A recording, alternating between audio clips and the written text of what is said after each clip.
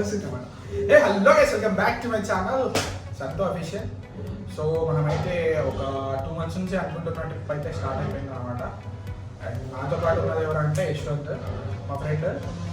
ఈ ట్రిప్ వచ్చేసి మేము ఒక 2 months నుంచి అనుకుంటున్నాం, కానీ 2 months నుంచి అనుకుంటే ఇప్పుడైతే నెరవేరింది. ఇంకా మేము చెప్తాం రైట్. సో గైస్, ఇప్పుడైతే మేమైతే ట్రిప్ ఎట్లా స్టార్ట్ చేసినాం అనేది అయితే నేను క్లియర్గా చెప్తా. నైట్ కరెక్ట్ ఒక 12కి అయితే ట్రిప్ స్టార్ట్ చేసినాం. అండ్ 12కి రైట్ స్టార్ట్ చేస్తే 12 నుంచి మ్యాక్సిమం ఒక 200 kilometers అయితే డ్రైవ్ చేసినాం. అది కూడా 12కి స్టార్ట్ చేస్తే 4కి అయితే హుబ్లీలో ఉన్నాం అనమాట. హుబ్లీ నుంచి ఇంకా ఒక 150 kilometers అయితే మాకైతే చూపిస్తుంది మా డెస్టినేషన్ అయితే. సో ఇప్పుడైతే మేమైతే ఒక హుబ్లీలో రూమ్ తీసుకొని ఫ్రెష్ అప్ అయ్యేసి మళ్ళీ బయలుదేరుతున్నాం.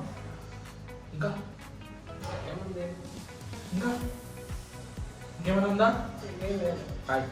సో ఇదైతే గైస్ మ్యాటర్. అయితే ఇప్పుడైతే టిఫిన్ చేసుకొని నెక్స్ట్ వ్లాగ్ ఎక్కడ తీస్తామంటే గోవా. నెక్స్ట్ వ్లాగ్ గోవాలో తీస్తాం. ఓకే. సో గైస్, రూమ్ అయితే వెకేట్ చేసేసి మేమైతే ఒక 2 hours బ్యాక్ అయితే రైట్ స్టార్ట్ అయిపోయినాం అనమాట. ఫుడ్ అయితే ఎట్లుండే అంటే పర్లేదు గైస్, బాగానే ఉండే, వర్త్ అనుకోవచ్చు. అండ్ ఫుడ్ విషయంలో అయితే కర్ణాటక పర్లేదు గైస్. అండ్ గోవాలో అయితే చూడాలి ఫుడ్ ఎట్లుంటుంది అనేది. మేము కూడా ఫస్ట్ ఎక్స్పీరియన్స్ అనమాట. అక్కడికి వెళ్ళిన తర్వాత మేమైతే ఎక్స్ప్లోర్ చేసి ఫుడ్ గురించి ఫుల్ డీటెయిల్స్ అయితే మీకైతే క్లారిటీగా చెప్తాం. అండ్ మీరైతే ఇంకా రైడ్ అయితే ఎంజాయ్ చేయండి గైస్. ఇందాకైతే మాకు ఒక ఎనిమల్ అయితే అడ్డం పోయిందనమాట. ఆ ఎనిమల్ అయితే ఫారెస్ట్ బఫెలో అంటారు గైస్. దాని పేరు మనం బాహుబలి మూవీలో చూడొచ్చు. ఆ ఎనిమల్ని బల్లాల దేవుడు దాంతో ఈ యుద్ధం చేయడానికి చేస్తాడు చూడండి, పోటీ పడతాడు. ఆ ఎనిమల్ అయితే మాకు ఇంతకుముందు జస్ట్ ఒక 2 minutes బ్యాక్ అయితే ఎదురైంది గైస్. మేమేమంటే వీడియో ఆన్ చేసుకోలే, కానీ మస్తు క్రేజీ అనిపించింది గైస్. ఆ ఎనిమల్ని చూసేసరికి లైవ్లో చూసినాం అనమాట. మనమైతే గోవా ఘాట్ సెక్షన్లో ఉన్నాం అనమాట. టోటల్గా ఒక 400 kilometers అయితే డ్రైవ్ చేసాం టోటల్గా. సో ఇంకొక 100 kilometers. ఈ ఘాట్ సెక్షన్ అనేది ఒక 80 kilometers ఈ ఘాట్ సెక్షనే ఉంది మనకి. ఈ ఘాట్ సెక్షన్ ఒక్కటి కంప్లీట్ చేసుకున్నామంటే మిగతా అంతా ఇంకా సాఫీగా వెళ్ళిపోవచ్చు అనమాట. కానీ హైదరాబాద్ టు గోవా వచ్చే వాళ్ళు అయితే బైక్ డ్రైవ్ అయితే చాలా రిస్క్.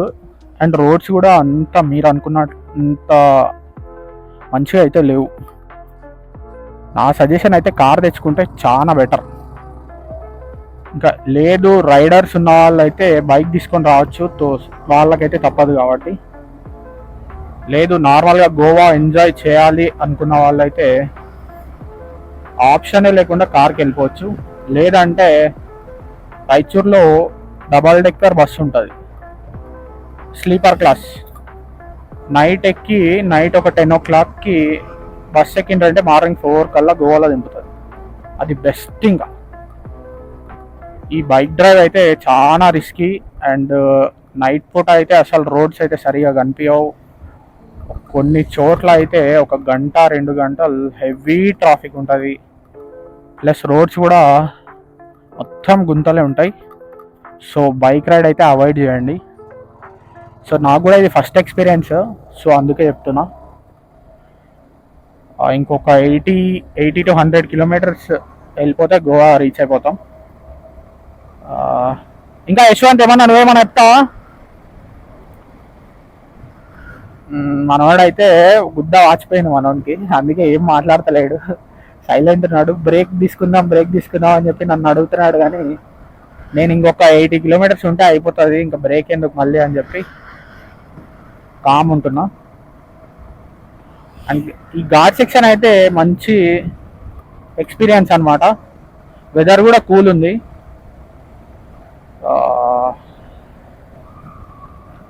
ఇది మొత్తం ఫారెస్ట్ ఏరియా కాబట్టి జంతువులు కూడా అక్కడక్కడ కనిపిస్తున్నాయి.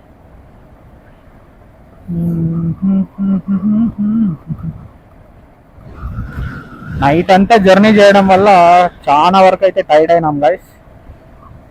4కి అనుకుంటా ఒక రూమ్ అయితే తీసుకున్నాం. మార్నింగ్ 4కి రూమ్ తీసుకొని ఒక 11-12 వరకు రెస్ట్ తీసుకొని 12 టు మళ్ళీ రైడ్ స్టార్ట్ చేసినాం. 12 నుంచి ఇప్పుడు టైం ఈజీగా 4 అవుతుంది. 280 కిలోమీటర్స్ అయితే డ్రైవ్ ఇది. 280 కిలోమీటర్స్ డ్రైవ్ చేస్తున్నాం. ఆల్మోస్ట్ ఒక 200 అయిపోయింది. ఇంకొక 80 కిలోమీటర్స్ 90 కిలోమీటర్స్ డ్రైవ్ చేస్తే గోవా రీచ్ అయిపోతాం. మెయిన్ ఈ ఘాట్ సెక్షన్ అనమాట. ఈ ఘాట్ సెక్షన్ ఒక్కటి కవర్ చేసినామంటే కంప్లీట్ అయిపోయినట్లే.